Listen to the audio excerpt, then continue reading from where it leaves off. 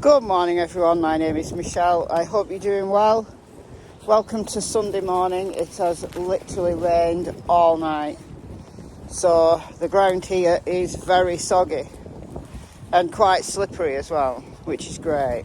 Quick reminder before I start this video that Crime Story Sunday is back this week over on my other channel, Michelle Walks. It's a chilling case from the 1970s. So if listening to crime stories is your thing, then head on over. The video will premiere at 8 p.m. UK time, which I think is 3 p.m. Eastern, noon Pacific, I think, maybe. I'll put a scheduler up soon, so look out for that, and then you can put your reminder on if you're interested. So what I want to talk about today is some things that I've been discussing for the last few days over on this channel regarding the disappearance of Summer Wells. And for those of you who've followed this channel for any length of time, you'll know that I watch a wide range of creators. You know, even the creators I don't agree with, I watch because I want a wide range of opinions, right? And I take all of those on board. I look for any evidence that can support that opinion. Tilly, look at this. We're back to this area being completely flooded. Those of you watching this channel a couple of months ago, this area was like a water park for dogs, and it's rained so much that it's getting there again. It easily floods this, but it'll be gone in a few days. It goes as quickly as it comes, to be honest. Anywho, I'm going to go around the other side and give the dogs a chance to play in it. Yeah, I watch a wide range of creators and I take what they say on board. I try to find evidence that could support it, and I try to find evidence that can refute it. Because unlike a lot of people who are covering the Summer Wells case, I'm not wedded to any one theory. I've changed my ideas about what happened to Summer over the months as new evidence has come to light, but also as the things that I thought were true, I now doubt. And because we've got very few known facts, then theories are running wild. As I said yesterday when I talked about little Cody Bigsby, the 4-year-old from Hampton, Virginia, whose dad, Corey, has been arrested. It's a bottle. Has been arrested on 7 counts of child neglect for leaving his kids home alone. And I compared that to Summer Wells because so many people have said, well, if Corey Bigsby has been arrested within like a few days of Cody going missing, why on earth haven't Don and Candus Wells been arrested? And I've been reading your comments before I came out, and I was kind of following them yesterday as well. And I think a lot of you have agreed with me that the cases are so very different. I mean, there's obviously a lot of time difference that Summer's been missing almost 8 months now, and the TBI, the FBI, haven't made any moves regarding arrests. Sheriff Ronnie Lawson back in November said that everyone is still a suspect. Everyone is a person of interest. But people have kind of come out of the woodwork and said, look, I've spoken to the TBI, I've been interviewed, and they've cleared me. Well, we don't know. We don't know who's been cleared, right? It could be, 2 months down the line, 3 months down the line almost from when Sheriff Ronnie Lawson spoke out. It might be that a lot of people have now been cleared. Could well be. The sheriff hasn't updated his statement.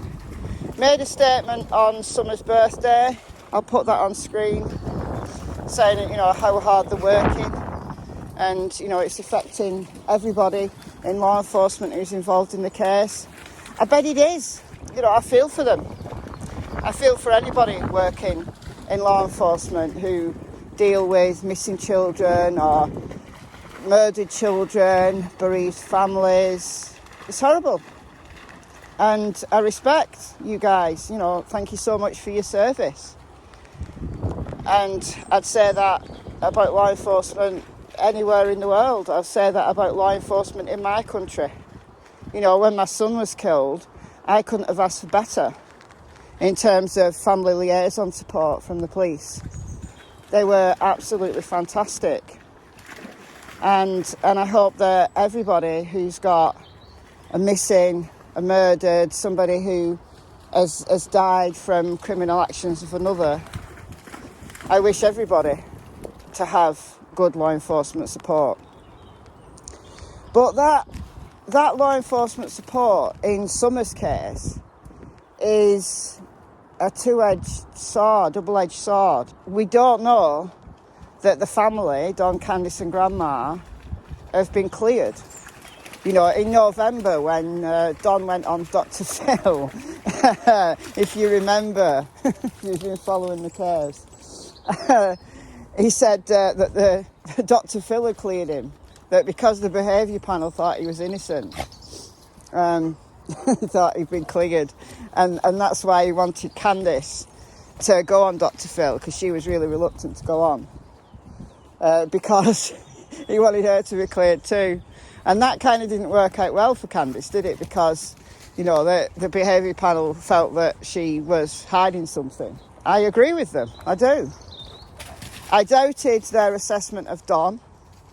I think there are certain aspects of Don's behaviour. I mean, he's behaved terribly. You know, he has behaved terribly. But there are certain aspects of Don's behaviour that concern me and threw up massive red flags. But Candus stayed kind of in the background for quite a while, and a lot of people were focused on Don. You know, it's kind of always look at the males first. I guess that's people's opinion, but even though there are more male criminals who commit violent actions, it's absolutely not true that females don't, or that females are not involved. In the UK, there's been a case of a little baby, Star Hobson.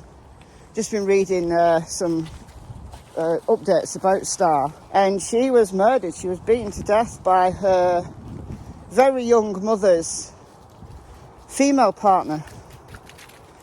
You know, women can act horribly, can conspire, can be an accomplice. The people kind of think that women are nurturant, and, you know, they're completely shocked when women commit violent acts, or they conspire to commit violent acts, or they're an accomplice. Guys, get real. Get real. So, got to look at the women as well. And Candus is very much under the spotlight. And I think the behaviour panel are right. I've still got a bit of a question mark about what Don knows, whether he's covering for Candus. I don't know. But nearly 8 months down the line, if there was clear evidence against Don and Candus, or even a grandma even, I think an arrest would have been made. And just the amount of time that has been spent on this case, the amount of people working on this case behind the scenes, will be huge. Right, you know, I've got question marks over Sheriff Lawson. I don't trust him. You know, there's talk of corruption, and it does happen. Police corruption happens, it does. I don't know, there's just something about Sheriff Lawson I'm not sure about. However, he's not Don's cousin, as I said the other day in my Conspiracy of Silence video. At least I can't find any evidence that he's related to Don, or even related to Don's stepfather's family, the Golds.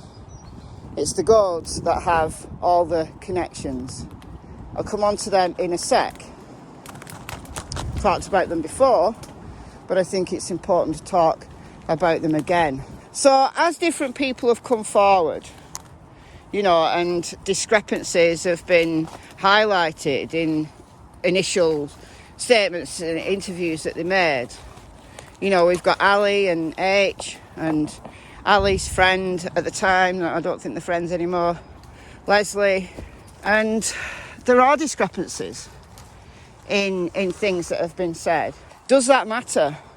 You know, if H exaggerated some of the things that he said to Chris McDonough, if Ali bent the truth, you know, that very early interview that they did with the Channel Unmasked, I didn't trust them from day one. I don't think they're involved in Summer's disappearance. However, I don't think they're being completely truthful, because they don't like Candus. They want to throw Candus under the bus. And H is now struggling. He's 15, guys. He's struggling. He's acting out. A report that Crime Stories Obsessed put out the other day, that H is in some kind of young offenders or juvenile place because he's been acting out. Well, he's 15. If that's true, and we don't know it's true, but if that is true, I feel for him, I do.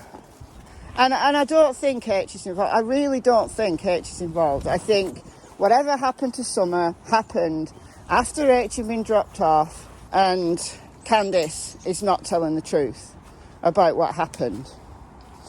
Now, for quite a while, for a few weeks now, I've been talking about the possibility that Summer went to play. It was a nice summer afternoon.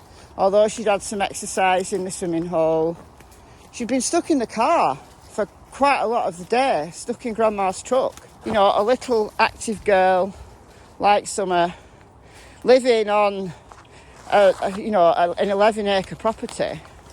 There's no reason at all why Summer wouldn't want to go out to play. She wouldn't want to go and play in some stuffy basement, would she? Some dark and dingy basement.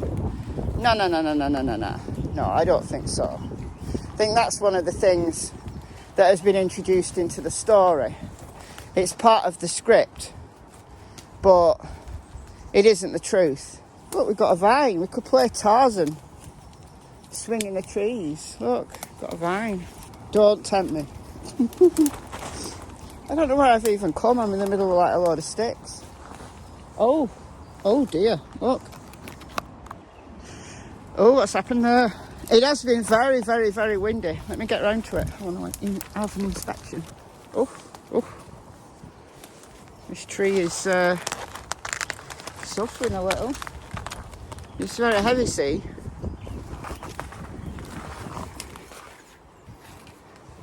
That is heavy.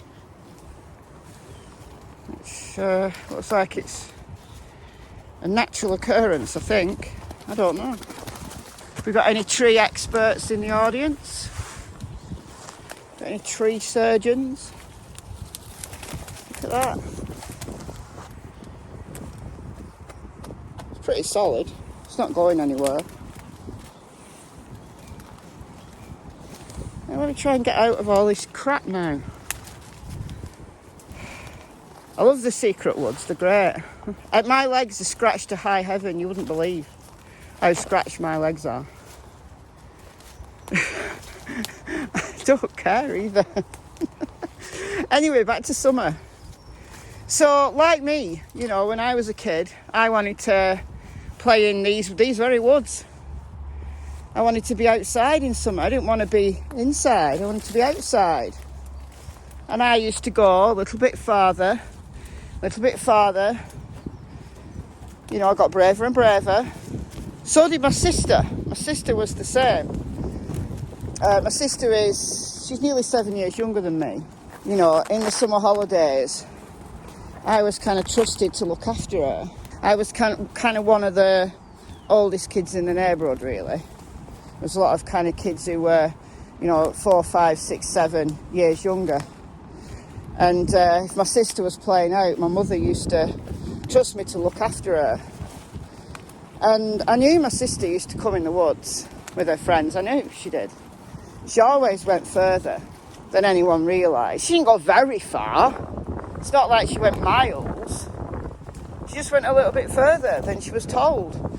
Like, I think when we were about 8 or 9, our limit was, you know that bridge, that little bridge that's over there that goes over the creek over there? That was our limit. We weren't allowed to cross that. Anyway, I had a dog called Ginty, absolutely beautiful dog. 3 parts collie to 1 part German Shepherd. Like I said, I was quite a bit older than her. I got sick of going looking for her. I used to get fed up of my mum saying, you know, go and get sister. I'm that lazy, I actually trained my dog, Ginty, to track my sister. I taught her on my sister's scent, and I used to practice in these woods, and I used to be at home because I used to live very, very, very close to these woods, very close. I used to stay at home. My sister used to run off and go and hide somewhere in these woods, and then I had a scent article. It used to be one of her socks usually, and I used to say, find her, and she would run and she would find her, because it's a lot easier to have a dog that can track than a human being. So the reason why I'm telling you this is because, you know, even though these woods are not mine, they're not owned by my family, you know, Summer probably felt safer than we did. I mean, I never felt unsafe, but Summer would have felt completely safe, wouldn't she? There's no reason why Candus needed to lie. If Summer went out playing, you know, those early reports from even Sheriff Ronnie Lawson said that the boys told him, this was reported, the boys told him that Summer had gone out of the basement door. She was last seen outside of her home. That's what the TBI are working from. So if Summer went out to play, why is Candus lying? Now the TBI might know and might be just thinking, well, it doesn't matter, because there's nothing wrong with Summer going out to play. You know, why would Candus be in trouble for allowing her daughter to go out to play on her own property? What is Candus scared of? I can't get through there, guys. Even I'm not going to attempt that. That's just 100% scratchy things. No need for her to lie. So what is she scared of is my question. What is she scared of? How she reacted when Greg and Scott from the behaviour panel mentioned the cornbread mafia. No, the cornbread mafia didn't take Summer, but it's a representation, and this is what Greg meant when he said cornbread mafia. He meant it as a representation of kind of the localised organised crime gangs that operate. Right, there's organised crime that operates in my area, right? You know, there's organised crime gangs all over the world, and some of them are dealing in low-level stuff, right? But some of them have got connections a lot higher up, like higher up the chain. Those are just the bottom feeders. If Candus knows, or at least she strongly suspects, that Summer was taken by these people, it's understandable that she's going to feel scared. And if Candus knows these people, she's going to feel even more scared of the truth coming out. You know, Don, in his interview with Brian Entin, who went to Rogersville, said that Candus has the wrong friends, and a lot of people have thought that that referred to H and Ali and that lot. But I don't think so. I think it's more localised than that. You know, in a few videos I've talked about Don Sherfy Jr., who is due in court. He's out on bond. There's a big question mark as to whether he's got an ankle tag that would give him an alibi. But, you know, he's been charged with multiple counts, having more than 1,000 images of child P. we've got Geordie Sue, who's been speaking out a lot. You know, she was the one who heard the scream. A lot of people don't believe her. A lot of people think she's covering up for somebody. You know, until it can be proven otherwise, I believe her timeline. But there's her then partner, now ex-partner, Andy, whose family is one of the old families there in that area. He's a descendant of Ben Hill. He's a cousin of Fred Hill. You know, Fred Hill, who I've been making fun of in my Sleuth Dog videos. If you've not seen Sleuth Dog, go and check it out. Over on Michelle Walks, I've got a series called Sleuth Dog. It's kind of just making light of just some things that I find ridiculous. And it's just a way to let off steam. I think you guys like it, but if you haven't seen it, check out Sleuth Dog. But I've been making a bit of fun of Fred, because when he spoke to Ziggy, I think he's just lied, just made shit up. But he's a cousin of Andy. There's a multitude of other neighbours who we've not heard from, who have those connections. So if any one of those local people took Summer, some of those people, a lot of those people, most of those people are going to be afraid to speak out. Now, we know that the Goads, so William Goad, Don's stepfather, his family are one of the original kind of occupiers of Beach Creek, going all the way up to Kingsport, going all the way up to Bays Mountain. Found some information that goes back to the 1700s through the 1800s, where ancestors of William Goad were selling off large tracts of land. They owned a lot. So it doesn't surprise me that the land disputes that have been talked about recently between Mary Goad, William Goad's sister, who is an old lady now but she's still alive, doesn't surprise me one bit that she wants to take 110 Ben Hill Road back because it's her family's land. Do I think that's related to the disappearance of Summer? No, I don't, not directly.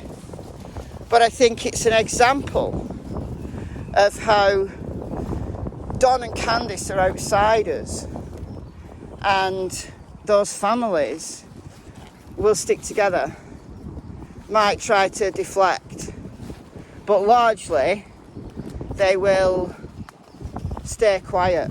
I've no doubt whatsoever that there are people there in the local area who know a lot more. Maybe Sheriff Ronnie Lawson knows, who knows. You know, you can get very conspiratorial about it, but I think as long as you don't go wild, start just making shit up because you've got a vivid imagination, I think considering the conspiratorial aspects of this case, I think it's really important.